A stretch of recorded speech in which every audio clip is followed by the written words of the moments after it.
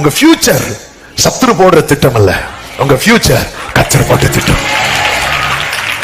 அதாவது யோசேப்பின் சகோதரர்கள், ஆமென், இங்க சொல்லப்பட்டிருக்கிறது, வில் வீரர் அவனை மனமடிவாக்கி அவன் மேல் எய்து அவனை பகைத்தார்கள், ஆனாலும் அவனுடைய வில் உறுதியாய் நின்றது.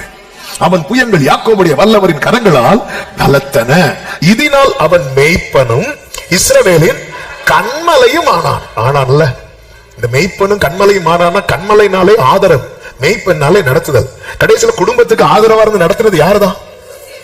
இதுதான் காட்ஸ் பிளான். ஹalleluya. நீங்க நல்லா கவனிச்சீங்கன்னா தெரியும், சகோதரர்கள் எல்லாம் யோசேப்பை தவிர்க்க நினைத்தார்கள். ஆனா கர்த்தருடைய திட்டம் என்ன தெரியுமா? இந்த குடும்பத்துக்கு அவன் தவிர்க்கப்பட முடியாதவனாய் கர்த்தர் மாற்றி விட்டார்.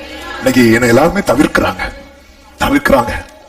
அவங்க எந்த ஒரு காரிய டிஸ்கஷனுக்கு என்ன கூட மாட்டேங்கிறாங்க, அவங்க சந்தோஷத்துக்கு என்ன கூட மாட்டேங்கிறாங்க. முக்கியமான காரியத்துக்கு நான் தவிர்க்கப்படுகிறேன்.